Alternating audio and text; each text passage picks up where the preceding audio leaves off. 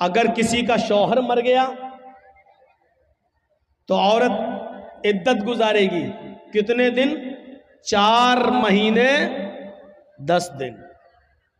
अगर किसी औरत का शौहर मगरिब से पहले इंतकाल किया है, मगरिब की अजान से पहले इंतकाल किया, तो वो दिन इद्दत में शामिल किया जाएगा, 1 दिन माना जाएगा।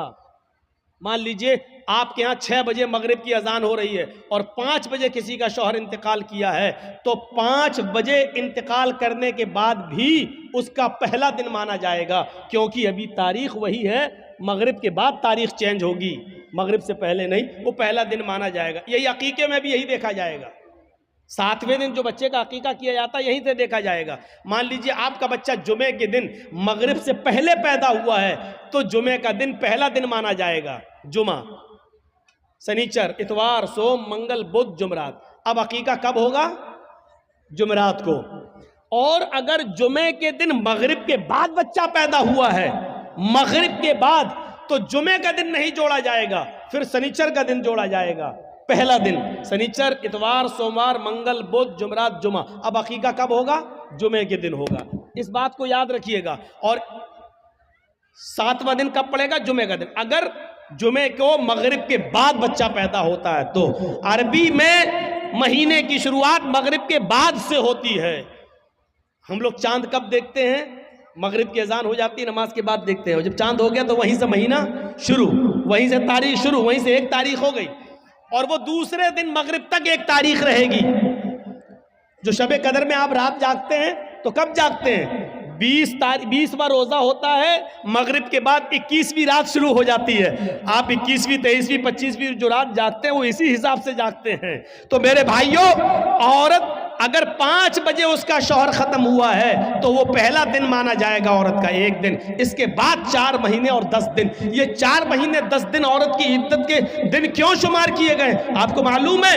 ताकि मरे हुए आदमी का हमल इस औरत के पेट में ना हो सकता है कि वो छिपा रही हो, हमल पेट में ना हो। 4 महीने 10 दिन की मुद्दत बहुत हो गई है। अगर उसके पेट में बच्चा होगा तो 4 महीने में इस औरत का पेट थोड़ा बहुत बाहर निकल आएगा, जिससे पता चल सकता है कि इसके पेट में फला आदमी का बच्चा है। अगर है तो जब तक बच्चा पैदा नहीं हो जाता तब तक उसकी इद्दत रहेगी, और अगर नहीं है तो 4 महीने 10 दिन के बाद ये औरत कहीं दूसरा निकाह करना चाहे तो कर सकती है, ताकि किसी दूसरे आदमी का, इस मरे हुए आदमी का बच्चा किसी दूसरे आदमी का नाम ना पा जाए। ये इस्लाम ने एक बाउंडेशन लगा दी है। बाउंडेशन बहुत सख्ती है इस मामले में। इस मामले में हाँ, खुला का मामला थोड़ा सा अलग है। एक चीज होती है मर्द तलाक देना नहीं चाहता, औरत तलाक लेने पर मुसिर है, नहीं हमें तलाक चाहिए, हमें नहीं रहना तेरे पास। मान लीजिए बहुत सा शराबी जुआरी आदमी है, औरत नहीं रहना चाहती है और आदमी उसको तलाक नहीं देना चाहता, नहीं हम नहीं देंगे, हम नहीं देंगे। ऐसी सूरत में औरत खुला लेती है। खुला ये होता है कि काजी को बिठाएगी या 4-5 आदमी को बिठाएगी और कहेगी कि मुझे इसके साथ नहीं रहना है, आप लोग गवाह रहिए, मैं खुला ले रही हूं, ये तलाक नहीं दे रहा है। लिहाजा वो काजी निकाह फिस्क कर देगा और वो औरत अब आजाद हो गई। आदमी चाहे तलाक दे या न दे, औरत खुला ले ली है, अब ये आजाद हो चुकी है, लेकिन इसके बावजूद उसको 1 पीरियड, 1 हैज तक रुकना पड़ेगा। वो दूसरी शादी नहीं कर सकती है जब तक कि उसको 1 पीरियड नहीं आ जाता है। 1 पीरियड का मतलब उसको, औरत को जो हर महीने जो हर औरत को जो खून ब्लड आता है, 1 पीरियड, जब तक वो पीरियड नहीं आ जाता तब तक वो दूसरा निकाह नहीं करेगी, और पीरियड आने के बाद फिर वो दूसरा निकाह कर सकती है। पीरियड आने का मतलब यह है कि वो हामिला नहीं है, यानी जिस आदमी से उसने खुला लिया है उसका बच्चा इसके पेट में नहीं पल रहा है। अब सोचिए इस्लाम ने कितनी बाउंडेशन लगाई है कि आपके पेट में पलने वाले बच्चे को उसके असली बाप का नाम मिले। वो बच्चा जब बाहर आए तो अपनी निस्बत अपने असली बाप की तरफ कर सके। कितनी हिफाजत की है इस्लाम ने नस्ल की, और नस्ल को पाकीज़ा बनाने की कितनी हिफाजत की है। लेकिन इसके बावजूद इस्लाम ये भी कहता है अगर खुदा न खास्ता किसी औरत के पेट में हराम औलाद पल रही है, जिना की पैदावार है, और उसने इकरार भी कर लिया है कि हराम औलाद है। वो कह भी रही है कि फला आदमी से मेरा साथ संबंध बन चुका था और उसका हमल मेरे पेट में है। तो इस्लाम इंसानियत का वो दर्स देता है कि हराम औलाद होने के बावजूद अगर किसी औरत के पेट में पल रही है तो पेट में बच्चे को मारा नहीं जा सकता है। अगर इस्लामी कानून कहीं है और जिनाकार की सजा पत्थरों से मार मार के मार डालना है, लेकिन अगर वहां यह पता चल जाए कि इस औरत के पेट में बच्चा है, अगरचे नाजायज है, अगरचे हराम है, तो इस्लामी मुल्क भी उस औरत को सजा नहीं दे सकता जब तक कि बच्चा पैदा ना हो जाए, क्योंकि गलती उसकी मां की है, उस बच्चे की नहीं जो पेट में पल रहा है। गौर कीजिए, इस्लाम हराम औलाद को भी मारने की इजाजत नहीं देता है। जो औरतें अपने पेट में हलाल बच्चों को गिरा देती हैं, उनको अपने बारे में सोचना चाहिए। कल कयामत के दिन ये बच्चा जिसको तुमने गिराया है अपने पेट से, कयामत के दिन ये बच्चा अपने माँ की पिस्तान और अपने माँ की छातियों से लटका हुआ आएगा। जा यौमल कयामती व मुअल्लकुम बैन सदियहा, वो बच्चा कयामत के दिन इस हाल में आएगा कि मुअल्लकुम बैन सदियहा, अपने माँ की दोनों पिस्तान से लटका हुआ होगा, अपनी माँ की पिस्तान से दूध चूस रहा होगा। और अल्लाह कहेगा, आए इस माँ की पिस्तान से दूध चूसने वाले बच्चे, क्या तेरी कोई शिकायत है? क्या तू कुछ बोलना चाहता है? क्या तुझे अपने रब से कुछ कहना है? अल्लाह उसको जबान देगा। वो छोटा सा बच्चा जो अपने माँ की पिस्तान से दूध चूस रहा होगा, अपनी जबान हटाएगा, अपना मुंह हटाएगा, यकूल, और अल्लाह से शिकायत करेगा, या रब्बी हाज़िही उम्मी क़दलतनी, अल्लाह ये मेरी माँ है जिसका दूध मैं पी रहा हूँ, जिसकी पिस्तान से मैं लटका हुआ हूँ। अल्लाह ये मेरी माँ है जिसने दुनिया में मुझे मार डाला था। अल्लाह ये मेरी माँ है जिसने दुनिया में मुझे कत्ल कर दिया था। हाज़िही उम्मी क़तलतनी, अल्लाह ये मेरी माँ है जिसने दुनिया में मुझे मार डाला था। अल्लाह ये मेरी माँ है जिसने दुनिया में मुझे कत्ल कर डाला था। आय अल्लाह, ये दुनिया में मेरी ना हुई, तू इसका मत हो, इसको भी तू जहन्नम में फेंक दे। अल्लाह रब्बुल आलमीन फिर उस औरत को जिसने दुनिया में अपने बच्चे का मर्डर किया बिना किसी गलती के, बिना किसी परेशानी के, उसने ये सोच कर कि 3 लड़कियां पहले से, चौथा भी मेरी लड़की है, अल्ट्रासाउंड में चेक कराने के बाद पता चला लड़की है, नहीं हमें नहीं चाहिए, और एबॉर्शन करा दिया, गिरा दिया। कयामत के दिन इस औरत को जहन्नम में फेंक दिया जाएगा और वो बच्चा अपनी माँ को खुद जहन्नम में ले जाने का सबब बनेगा कि नहीं अल्लाह, इसने दुनिया में मुझे मार डाला था। इस्लाम तो हराम और नाजायज़ औलाद भी गिराने की इजाज़त नहीं देता है। ये इंसानियत का एहतराम है, इंसानियत का एहतराम। इस्लाम में बहुत, जहां थोड़ा बहुत मसला हार्ड लगता है वहीं आसानी भी पैदा होती है। मान लीजिए रमजान का महीना और 20 रोजे गुजर चुके हैं। आज कोई हिंदू है या कोई ईसाई मुसलमान हो रहा है और वो 20वें रोजे को मुसलमान हुआ, तो अब वो रोजा कब से रखेगा? रोजे तो पूरे महीने के फर्ज हैं, लेकिन कोई हिंदू या कोई ईसाई या कोई यहूदी 20वें रोजे को मुसलमान हो रहा है। 20 रोजे तक हिंदू था, ईसाई था, या यहूदी था, या जैनी था, बुद्धिस्ट था, 20 रोजे के बाद मुसलमान हो रहा है 20वें रोजे को, तो अब वो रोजा कब से रखेगा? आज मुसलमान हुआ है तो अब जब मुसलमान हुआ तभी से तो रखेगा। अब सवाल ये पैदा होता है कि वो 20 रोजे जो इसके छूटे हैं वो पूरे करेगा या नहीं करेगा? तो साफ मसला है कि नहीं करेगा। क्यों नहीं करेगा? क्योंकि जब वो इस्लाम लाया है तब तक वो काफिर था, उस पर रोजा फर्ज था ही नहीं। आज वो इस्लाम लाया तो अब जितने रोजे हैं उतने वो रखेगा, बकिया रोजे वो नहीं रखेगा। इसलिए नहीं रखेगा क्योंकि उस वक्त उसके ऊपर रोजे फर्ज थे ही नहीं। कितने रोजे रखेगा? जितने बाकी हैं। एक चीज और सुन लीजिए, 20वें रोजे को इस्लाम लाया, लेकिन इस्लाम ला रहा 5 बजे शाम में और रोजा खुलता है 6 बजे। अब 5 बजे वो इस्लाम ला रहा है, तो इस्लाम जैसी वो 5 बजे लाया तो अब क्या करेगा? आज का रोजा क्या करेगा?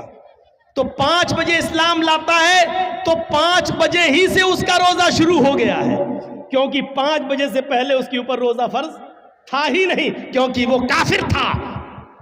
जैसे इस्लाम लाया वैसे उस पर रोजा फर्ज हो गया, वैसे ही उसके ऊपर रोजा फर्ज हो गया। अब 5 बजे ही वो नियत कर लेगा कि मैं रोजे से हूं।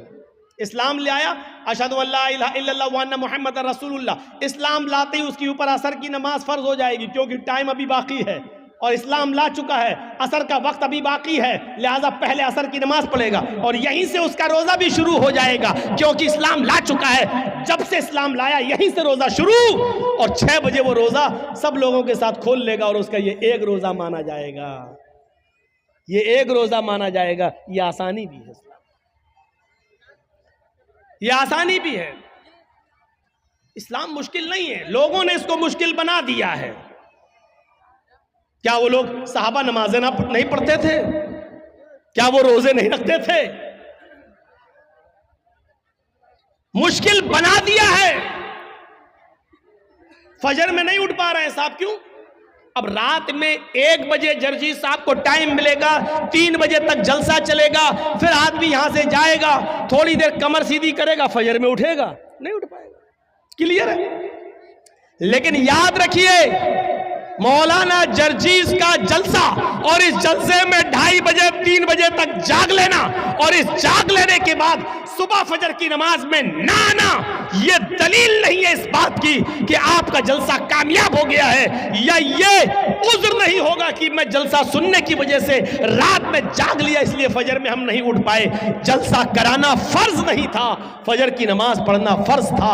आपने एक फर्ज को छोड़ा उस काम के लिए जो आपके ऊपर फर्ज ही नहीं था। मेरे भाइयों, यहां से ये मैसेज लेके उठिएगा, ये पैगाम लेके उठिएगा, ये तसव्वुर लेके उठिएगा।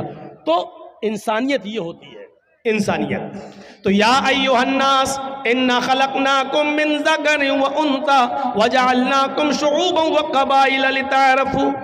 तुमको हमने एक मर्द और एक औरत से पैदा किया है, तुम सब आपस में भाई हो, तुम आपस में एक ही बाप के और एक ही माँ के बेटे हो, तुम्हारा बाप एक है, तुम्हारी माँ एक है। अच्छा, एक चीज और बताइए, गौर से सुनना। हम मुसलमान हैं, ये हिंदू है, हम दोनों का झगड़ा हुआ है। अब कोर्ट में गए तो जज साहब बैठे हैं, अगर मुसलमान है तो उनका दिल चाहता है कि हम मुसलमान की तरफ थोड़ा सा झुकाव कर दें, हिंदू है तो वो चाहता है थोड़ा सा हिंदू की तरफ झुकाव कर दें। ये होता है, ये होता है। कुरान ने इंसानियत, यहां पर इंसानियत को फरोग दिया है, इंसानियत को बढ़ावा दिया है और कहा अगर तुम सच्चे मुसलमान हो तो फैसला करते वक्त न कौम देखोगे, न बरादरी देखोगे, न जात देखोगे, न मजहब देखोगे। हुकुम वला यजरिमन्नकुम शनआनु कौमिन अला अल्ला तादिलू इअदिलू हुवा अक़रबु लित्तक़वा। भाई जिसको जाना हो अभी उठ के चले जाओ यार, क्यों बार बार उठ रहे हो? बहुत डिस्टर्ब होता है हमको सामने। ला यजरिमन्नकुम शनआनु कौमिन, आए मुसलमानों, किसी कौम की दुश्मनी, किसी मजहब की दुश्मनी तुम्हें इस बात पर मजबूर न कर दे कि तुम सच्चा फैसला न कर सको, उनके साथ इंसाफ न कर सको। ऐसा नहीं होना चाहिए। ए दिलू, हर हाल में सच्चा फैसला करना, चाहे वो मुसलमान के खिलाफ जाए, चाहे वो हिंदू के खिलाफ जाए, ईसाई के खिलाफ जाए, तुम्हारे अपने खिलाफ जाए, तुम्हारे अपने बेटे के खिलाफ जाए, तुम्हारी अपनी औलाद के खिलाफ जाए। अच्छा, आपके यहां मान लीजिए, हमें नहीं मालूम चापी में ये होता है या नहीं होता है, बंगाल के जलसों में बहुत जगह ऐसा देखा गया है कि एक गांव में कोई लड़का उसी गांव की किसी लड़की को लेकर भाग गया, 2-4 दिन के बाद पकड़ गए, गांव वापस आए, अब लड़की का बाप रोता है, ओ मेरी लड़की तो इज्जत लुट गई, बर्बाद हो गया, मुंह दिखाने के लायक नहीं है। अब जोर डाला जाता है गांव की तरफ से कि तू लेके भागा था, चल अब शादी करो उसके साथ। ये गांव की तरफ से फैसला होता है शादी करो उसके साथ, और वो लड़का तैयार नहीं है शादी करने के लिए। वो लड़का कह रहा भाई शादी की तो कोई बात ही नहीं हुई थी। अब ये लड़की का बाप कह रहा है ये लड़का लेके भाग गया मेरी लड़की को। अब मेरी लड़की तो बदनाम हो गई, कुछ हुआ हो या ना हुआ हो, लेकिन बदनाम तो हम हो गए, कौन मेरी लड़की से शादी करेगा। लड़के का बाप ये कह रहा भाई दोनों बातें करते थे, मोबाइल पे लगे रहते थे रात रात भर, हम क्या करें। लड़का कह रहा हम शादी क्यों करें, शादी की कोई बात ही नहीं हुई है इससे हमारी। ठीक है हम भगा के ले गए तो तुम्हारे घर थोड़ी घुस के ले गए थे, हम फोन पे बात हुई फला जगह तुम आ जाओ, हम भी फला जगह चल रहे हैं, मोटरसाइकिल लेके आ जाएंगे। हम वहां मौजूद थे, ये आ गई, हम लेके भाग गए। अब गांव में जो सरपंच होते हैं, मुखिया लोग, सुनो, अगर यहां पर भी ऐसा होता है तो सुन ले इस गांव का मुखिया और सरदार, कयामत के दिन तुम्हें भी गवाही देना पड़ेगी और अल्लाह के सामने तुम्हें भी जवाब देना पड़ेगा। अब क्या होता है, अच्छा ठीक है तू शादी नहीं करेगा, नहीं, अब उस लड़की का तो इज्जत खराब हो गई, हाँ तो क्या हुआ, चल 5 लाख रुपए जुर्माना देगा लड़का वाला लड़की को। अबे तेरे बाप का फैसला है। गांव के मुखिया, सरदार या सरपंच या पंचायत में जो लोग बैठकर ये फैसला करते हैं, ये सब रॉन्ग है, कुरान और हदीस के खिलाफ फैसला कर रहे हैं। दुनिया में 5 लाख 4 लाख रुपया दिलवा सकते हो, लेकिन कयामत के दिन अपने आप को बचा नहीं सकते हो इस फैसले से। सवाल यह पैदा हुआ है कि लड़का भागा तो लड़की भी तो भागी, फिर जुर्माना सिर्फ लड़के पर क्यों आयद हो रहा है, और लड़के का पैसा 4 लाख 5 लाख रुपए आप लड़की को और उसके बाप को दिला देते हैं। ये कहां की इंसानियत है, जबकि कुरान ये कह रहा है अज़्ज़ानियतु वज़्ज़ानी फजलिदू कुल्ल वाहिदतिन मिनहुमा मियता जल्दा। जिना करने की, बदकारी की शुरुआत लड़के की तरफ से पहले नहीं, लड़की की तरफ से पहले होती है। भागने और भगाने की शुरुआत लड़के की तरफ से नहीं, लड़की की तरफ से पहले होती है। ये सुई है, ये धागा है, जर्जी साहब सुई में धागा डाल रहे हैं, लेकिन सुई को हम ऐसे हटा देते हैं, धागा जा ही नहीं सकता है। जब सुई अपनी जगह पर खड़ी है, टस से मस नहीं हो रही है, तब धागा उस सुई के अंदर चला जाएगा। ये साफ सरी दलील है, अगर लड़की अपने आप को बचाए तो लड़का कभी उसके साथ जिना कर ही नहीं सकता। मौलवी जर्जीस की बात इंडियन कानून के खिलाफ है, लेकिन कुरान और हदीस की रोशनी में है। जिना की शुरुआत अगर लड़की भागने के लिए तैयारी ना हो तो लड़का भगा ही नहीं सकता है, लड़की भागती नहीं। सवाल है साहब, मेरा लड़का, तुम्हारा लड़का मेरी लड़की भगा के ले गया, तू तो 18 साल तक पालता रहा, फिर तू अपनी अलमारी भी नहीं बचा सका, वो पैसा भी लेके भाग गई और सोना भी लेके चली गई, जेवर भी लेके चली गई। जब तू अपनी लड़की पर इतना कंट्रोल नहीं कर सका तो जुर्माना लड़के वालों पर लगाते हैं, और ये फैसला पंचायत करती है, गांव की सरपंच करता है, मुखिया करता है, सरदार करता है, ये फैसला जो कुरान और हदीस के खिलाफ है। शादी हो सकती है या नहीं वो एक अलग मसला है, वो अलग जाने दीजिए। सवाल यह है क्या जुर्माना लड़के के ऊपर आयद होगा, जबकि भागने में दोनों ने बराबर बराबर की भागीदारी ली है। कोई लड़का जबरदस्ती घर में घुसकर लेकर तो नहीं गया था, आपकी लड़की भी घर से निकली, लड़का भी निकला, दोनों निकले, 1 हफ्ता गायब रहे, फिर आए, वो एक अलग मसला है। लिहाजा जुर्माना आयद होना चाहिए तो दोनों पर होना चाहिए, कोड़े पड़ना चाहिए तो दोनों पे पड़ना चाहिए, संसार होना चाहिए तो दोनों को होना चाहिए, अगर सजा मिलनी चाहिए तो दोनों को बराबर बराबर मिलनी चाहिए। आप यहाँ लड़के पर 5 लाख 2 लाख 3 लाख का जुर्माना लगाकर आप सजा नहीं दे रहे हैं, बल्कि लड़के से लड़की को अवार्ड दिलवा रहे हैं, इनाम दिलवा रहे हैं। अब गांव की और दूसरी लड़कियों को ये उत्साहन मिल रहा है कि हम भाग रहे हैं, अगर शादी होगी तब भी ठीक, और नहीं होगी तो 5 लाख रुपया हमें वैसे भी मिल जाएगा। इस 5 लाख रुपए में तो हम दूसरी शादी भी किसी और से अच्छी तरीके से कर सकते हैं। सुन लो, इस जुर्माने पर जिन लड़कियों के हौसले बढ़ते हैं उनका गुनाह भी इन पंचायतों के सर पर रखा जाएगा। वला यजरिमन्नकुम शनानु कौमिन अला अल्ला तादिलू, किसी कौम की दुश्मनी तुम्हें इस बात पर मजबूर न कर दे कि तुम अदल न करो, फैसला न करो। ऐसा नहीं होना चाहिए। ए दिलो हुआ क़रबुल तक़वा, हर हाल में इंसाफ करना, हर हाल में सच्ची बात कहना, चाहे वो किसी के भी खिलाफ हो। हजरत अली रजी अल्लाह ताला अन्हु की एक ज़िरा क्या होती है आपको बताऊं? ज़िरा होती है, जंग में जब लड़ा जाता था तो एक लोहे की कमीज की तरह या कुर्ते की तरह एक वो होता था, वो अपने गले में डाल लिया जाता था ताकि दुश्मन का तीर सीने में न लगे, उस लोहे पर लग जाए। तीर आए, खंजर आए, तलवार आए तो वो लोहे पर लगे, तो उसको बोलते थे ज़िरा। तो जंग में जाते थे तो ज़िरा पहन लेते थे साहबा। हज़रत अली की भी एक ज़िरा थी जो घर के बाहर रखी हुई थी। हज़रत अली अंदर चले गए, ज़िरा बाहर रखी रही। जब घर से बाहर आए तो ज़िरा गायब हो गई। पानी है?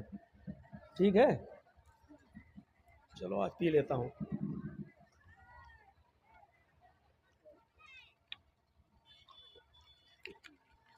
वो ज़िरा गायब हो जाती है।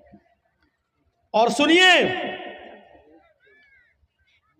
6 महीने के बाद वो ज़िरा एक यहूदी के पास नजर आती है। आहा, सुनते रहिए मेरे भाइयों, बड़ा जबरदस्त मसला। किसके पास? एक यहूदी के पास नजर आती है वो ज़िरा। हजरत अली ने उस यहूदी से कहा, ये ज़िरा मेरी है। और हजरत अली कौन है? अमीरुल मोमिनीन। अमीरुल मोमिनीन समझ रहे हो ना? उसको समझाने के लिए बोल दूं, चीफ मिनिस्टर। अमीरुल मोमिनीन है, पूरे इलाके के जिम्मेदार हैं। यहूदी से कहते हैं, यहूदी ये ज़िरा तो मेरी है, तेरे पास कहां से आई? उसने मुस्कुराते हुए कहा, अच्छा नियत खराब कर रहे हो मेरी ज़िरा पर, ये तो मेरे पास बहुत दिनों से है। हजरत अली ने कहा, तुम पंगा ले रहे हो, तुम्हें अच्छी तरीके से मालूम है कि ये ज़िरा मेरी है। उस यहूदी ने कहा, आप झूठ बोल रहे हैं। लीजिए, किससे कहा जा रहा है? हजरत अली से। आप झूठ बोल रहे हैं, ये ज़िरा आपकी नहीं मेरी है। हजरत अली ने कहा, मैं तुम्हारे खिलाफ मुकदमा दायर करूंगा अदालत में। चाहते तो चीफ मिनिस्टर थे, अपने लोगों को भेजकर वो ज़िरा ले सकते थे, लेकिन नहीं। यूपी के बाबा की तरह थोड़ी थे कि खुद अदालत बन गई। जिन लोगों ने नुकसान किया है और सरकारी संपत्तियों को तोड़ा है, फोड़ा है, उनके ऊपर जुर्माना लगा दिया। अरे जुर्माना अदालतें लगाती हैं, मुख्यमंत्री थोड़ी लगाता है। तब सुप्रीम कोर्ट ने जूता उतार के मारा खोपड़ी पर। अब बाल तो है नहीं, कहां लगा होगा वो जूता, अल्लाह बेहतर जाने। ऐसा जूता लगा, अकल ठिकाने आ गई, अकल ठिकाने। आप देख रहे हैं ना, जहां इस वक्त नेता लोग जा रहे हैं, कमल वाले, वह मार खा रहे हैं, भगाए जा रहे हैं। चौकीदार जहां जा रहा, भीड़ नहीं हो रही है। लेकिन जैसे ही 7वां चढ़ा आज खत्म हुआ, कुत्ते कैसे भौंकने लगे। कुत्ते, हम उनको कुत्ता कह रहे हैं जो हड्डियों पे पलते हैं। कुत्ते कैसे भौंक रहे हैं। आएगा तो बाबा ही 300 पार 300 पार 300 पार। देख रहे हैं कैसा माइंड सेटअप कर दिया, किस तरीके से भौंकना शुरू कर दिया। बड़ी गंदी सियासत हो चुकी है इस वक्त। धर्म एक तरफ है,